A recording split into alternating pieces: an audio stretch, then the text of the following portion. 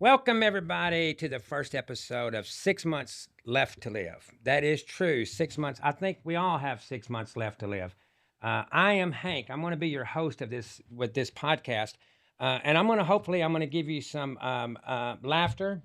I'm going to give you some hope. I'm going to give you some motivation, so that if anything ever happens in your life, that you find yourself in that position, it doesn't mean life is over with at that moment. Just because you get diagnosed with something that's not going to be pleasant, and that was certainly the case with me 3 years ago. I was started having trouble 3 years ago, and I didn't know what was going on. Scared the crap out of me. And so I was going to all these specialists, and the very first thing that they diagnosed me is frontal temporal dementia. Now, folks, that's that same disease that Bruce Willis has. That was scary. When I started reading the symptoms about that, that was really scary. As far as I can't believe that at 53, 52 years old, that those doctors were telling me, Hank, you have frontal temporal dementia. I can't believe it.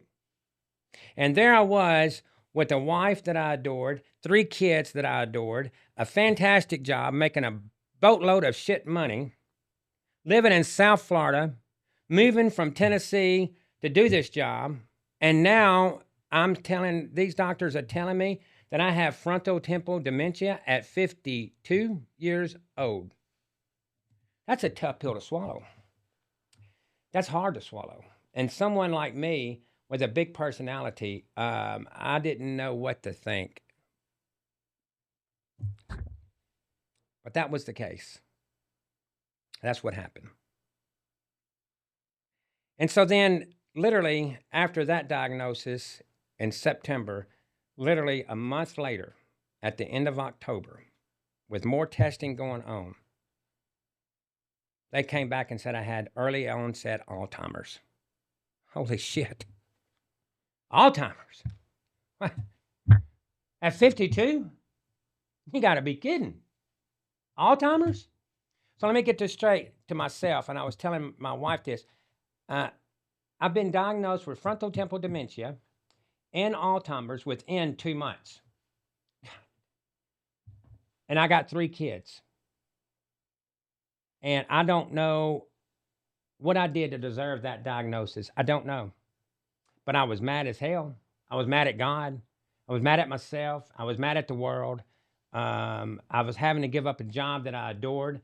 I cannot believe this was happening to me at such a young age, when I had life by the balls, and was having so much fun in life, and I traveled and I worked and we had money and we lived 10 minutes away from the beach in South Florida, and life was good. My kids were happy. I was happy. My wife was happy. All those things, I couldn't believe that what these doctors were telling me. And so that was in the fall of 22. And so we trucked right along, and I was pretty damn depressed. I'll be honest with you. I was pretty damn depressed, and really started drinking way too much at that time. I kind of turned to the bottle. Now, I've already been a fair man of the bottle. So, but I really started drinking heavily at that time. And that means, what I mean by that, I would get up in the morning and start drinking. And then I would drink till noon. I would take a nap, maybe do something piddle fart around. And then it's 5 o'clock, start drinking again until I passed out at 10, 11 o'clock at night. And that was my routine for damn near a year after this diagnosis. That's how upsetting it was to me. So we get through Christmas of that fall of 22, and then here we come into 23. And I was still having different symptoms that we couldn't figure out. The doctors could not figure it out. And that's another thing too, folks. You got to listen to your body. If you know something's if you know something's wrong, then keep pushing until you find out what's going on. And that's what I did. And so we did that, and then in February of 23, with more testing done, Those doctors came back and told me I had Parkinson's. Parkinson's. So what do you do? What do you do? Here I am, been diagnosed with frontal temporal dementia, Alzheimer's, now Parkinson's. 3 things within 4 months, 5 months. How can that be? How can one person live with that? When he had life by the balls, when he had so much to live for, when he had so much going on, a big personality like myself that loved life, that loved people, that loved his wife and 3 kids as much as he could, as much as anybody could. How could this be happening to me? I was mad. I was mad as hell. I was angry at the world. I was angry at God. I cursed God. I said, how could you do this? Why not give it to that person on death row that doesn't have nothing to live for? Why do you have to give it to Hank that has everything to live for? Well, that was a question that was haunting me at that moment. And I let it show. I let it show to my wife. I let it show to my kids. I let it show to my parents, my brother, my friends. I let it show. And I mean, I was furious. And I let people know that how mad I was. So with these diseases that I was being diagnosed with, obviously there's a lot of symptoms that go along with that. And one of the symptoms that I noticed was getting worse is I could not eat. I could not taste my food, and I could not swallow. So after that Parkinson's diagnosis, about 2 months, and I noticed I was losing weight, something awful. I went from 210 at that point down to about 165, 160, 165 within a matter of 2.5 months. And I was at my doctor, my primary care doctor. I was under a lot of doctor's care, but I was at my primary care doctor just about every week. And the way the health system works, folks, you can't use your primary care doctor as a crutch. I mean, you go to him once or twice a year. If you get a little sore throat, you go to him, get some medicine, be done with it. I was using her as a damn crutch. I mean, every time I get a symptom through all of this, I was there. So she told me, I can't do this anymore. You need to call home health. So she gave me a name of a home health company. And that was in May of 23. Yeah. And so they come out. They come out and they talk to you. And they bring a doctor with them. And they bring a social worker. And they bring a nurse. Because I never had home health before. But I certainly needed it. I was losing so much weight. I was in a lot of pain. I could barely walk. I was drinking way too much. My numbers were all off. My blood work was all screwed up. And so I told this doctor and these people at this home health company what had been happening in the last 5 or 6 months of my life, what the doctors have said.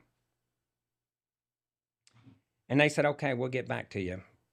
I guess it's a process with insurance. I'm not sure how that works. But we get back to you. So literally 2 weeks later, they show back up at our house. And they want to talk to me and my wife at the same time with no kids. And they sit down. I'll never forget those words. I will never forget what that doctor said, ever. It haunts me. It's embedded in my brain. He said, Hank, we believe as a team that you only have about 6 or 7 months left to live. What? Did I hear that right? I remember looking at my wife. I go, did I hear that right? Did he just say I had 6 months left to live? So we are going to put you on hospice. Because that's what hospice does. They make you comfortable for the last part of your life so that you're not in any pain, so that you live comfortably. Now, mine was going to be in-home hospice, so it's not like I had to go to a facility, but mine was going to be that. But here I was at 52 years old, and these experts that I trust are telling me I got to be on hospice. And here I am. I'm not even worried about my job anymore. I'm not mad about my job anymore. As much as I missed it, shit, I'm worried about staying alive. I got 3 kids in high school, 3 small kids. I got a wife that I love.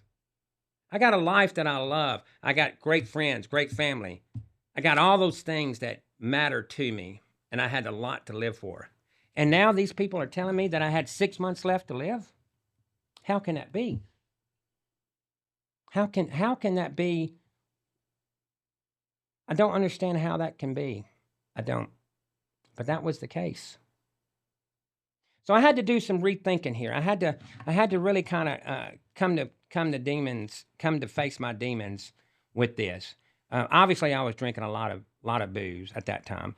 I was really just falling apart at the seams mentally, depressed, you name it. Terrible father, terrible husband, terrible friend, terrible son. I was ready. Here was my thought process. Ever how this is going to kill me and put me in a grave, I was hoping it was going to go ahead and do it. Now, that doesn't mean I said I want to kill myself. But I was hoping ever how this disease plays out, how they're going to play out, go ahead and take care of old Hank. Be done with it. And so that's where I found myself in that position. Now, I thought about maybe killing myself at one time. I think anybody that's natural to do that. I think that's natural to feel that way. At least that's what they tell me. I don't know. I've never felt that way. But at least that's what they tell me. But I also knew that of the past, and I've had friends and I've had people that would kill themselves. Here's what I did know. That no matter how brave I was going to be, no matter what kind of person I was being all my life, no matter what kind of son and what kind of brother and what kind of a friend and a father and a husband, no matter what had happened, if I kill myself, that is going to be what they remember me for. They're going to remember Hank got an awful disease, an awful diagnosis, and that they're going to remember, instead of fighting it, instead of being a man about it, he said, screw it. He's going to kill himself. And that was a scary thought. But every time I'd look in the mirror during that time on this hospice business, I would look and I would say, how can I be dead in 6 months? How? I mean, God, shit, I got pretty blue eyes. I got a hell of a personality. I make people laugh. I make people cry. I work hard. I'm a good father. I'm a good husband. How can this be 6 feet under in 6 months? What's it going to be like? In 6 months, it's just, I'm going to drop dead? That's how it's going to kill me? In 6 months, am I just going to be sitting there talking to my wife and kids, and all of a sudden, boom, these diseases put me in the grave? I don't know. I don't know how this works. I never died before. Never died. Never wanted to die. But I think we all going to we're going to face our mortality one of these days. And I think when you look at the big scheme of things, all of us really have 6 months left to live, if you look at it like that. Figuratively, not literally. Figuratively. And how you spend those next 6 months will determine how happy you can be and what meaning you can give your life at that point. But I tell you, folks, when I look at that time in my life and I look at what it was doing to my kids and my wife, the people that live with me, it was absolutely ruining everybody. I mean, ruining everybody around me, including me. So we truck right along through there, and we in 6 months comes and goes. It's getting close to that 6 months through all of this, and I'm still just kind of trucking along with life. I didn't feel any worse than I did. There was no more symptoms at this point, but I mean, I was still breathing. Now there were some challenges. There was some pain, a lot of pain. There was a lot of I can't taste my food. I can't swallow as easy. But I'm still walking. I'm still wiping my own ass. My wife's not taking care of me. So at that point, obviously, I was doing a lot of research, and I wanted to find out. Um, everything I could about these diseases that I had, or at least what the doctors were saying. So Alzheimer's Association, thank goodness, obviously that's looking for a cure, all of this, and I became very involved with that. At that time, they could come out with a blood test. Now, I was diagnosed what they call a DAT scan prior to this blood test. So a lot of people back in the day got diagnosed with a DAT scan or a clinical, meaning you go into a doctor's office, they look at your symptoms, and they go, okay, boom, you have it. So I was diagnosed that way. But now, fortunately, a test had came out that's more accurate, more gives you a more definitive answer. And of course, I was willing to take it. And so we did. Now, here was the first good news of all this mess that I was going through. The test came back and it said I did not have Alzheimer's. Shit. I was happy as anything, a pig in slop. I was happy. I don't have Alzheimer's. Maybe I can remember my kid's first birthday. Maybe I can remember all 3 of their births. Maybe I can remember the day that I said I do to my beautiful wife. Maybe I can remember the day that I fell in love with her. Maybe I can remember all those good times I had with friends and family and vacations and Thanksgivings and Christmases. Maybe I won't forget those. That gave me a little bit of hope, folks. It did. It gave me a little bit of hope. But I'm not out of the woods yet, keep in mind. I still have, they're saying, frontal temporal dementia. And they're still saying I have Parkinson's. So it ain't just real good news. But I guess it's a little bit of better news than what it was. So I made it past the 6 months. And they took me off took me off of a hospice. I was able to put on weight during that 6 months. So when I had dropped down to 160, 165 from 210, I had able to put on weight up to about 190. And that was hard to do because, keep in mind, I wasn't hungry. I didn't swallow very well. I damn sure didn't taste my food like I should have. Nothing tasted good to me. Some of the medications that I was on for the Parkinson's, the levodopa, that has a lot of side effects, a ton of side effects. One of them is a full feeling that you just got up from the dinner table. So you always feel full. So you're never hungry. I was never hungry like I was before all of this. And I'm not now. So don't think that it's all cleared up now. I'm never hungry. I eat because I have to eat. But it's not like, oh, I can't wait to get home and eat that big steak.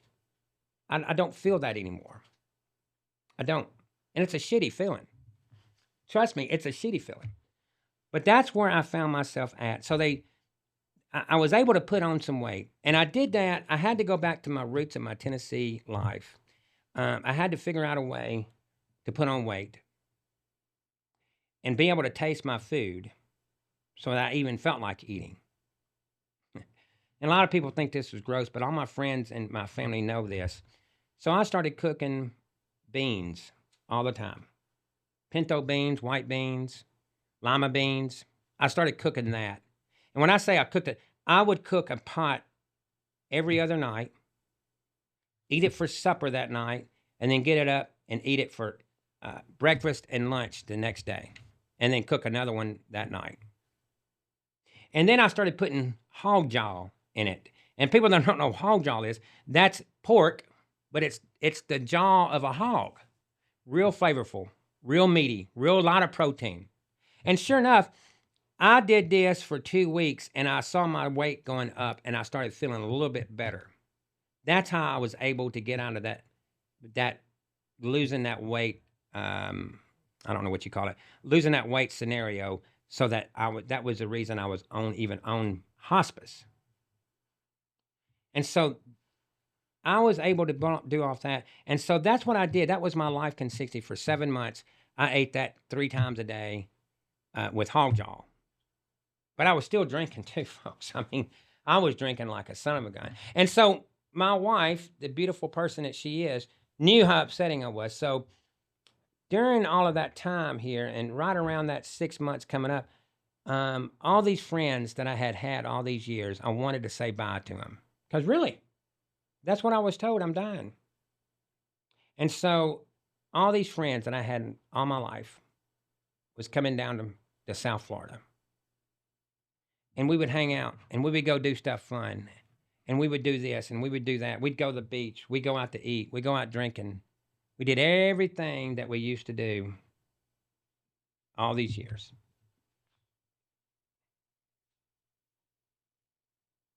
My kids saw that. I did not realize the damage it was doing to my kids because they were young. I did not realize it. And it was doing a terrible amount of damage to them mentally. Can you imagine? I can't imagine living with my parents or at that age, at 14 and 13, 15 and 17, living at that age and watching these nurses and these doctors and coming to tell my dad this, and then all of a sudden all his old friends start coming down visiting with him. I cannot imagine the fear in these kids' eyes. I didn't see it at that time. I felt selfish at that time. I didn't give a shit. Fuck it, I'm the one that's dying. That's what I told myself. These people can get over it. Fuck it. They're not in this position. They're not diagnosed with this. They don't have Parkinson's. They don't have frontal temporal dementia. They weren't diagnosed with Alzheimer's. So I didn't give a shit. The hell with it. Put yourself in those shoes here and see what kind of attitude you have. It'll ruin you. It'll flat ruin you. And it will mess you up so bad and so terribly mentally. And the people around you, it's really going to really mess you up. So we kind of go through life a little bit on this, and we're just kind of living life. And these friends are coming down. I'm not going to Tennessee to see my family. I've been kind of shut off from the world. I'm just miserable. And I don't want to really, all I want to do is drink and go to the beach and drink some more. I don't want to be around anybody. I don't want to hang out with anybody. I quit making love to my wife. I quit doing things with my kids. All I thought at that point was, how in the fuck can this be happening to me? 6 months left to live. Folks, we're going to pause it right here and pick up on this next week. Thanks for watching 6 months left to live. Thanks for listening to my story. We've got a lot more to talk about, and I will see you next week.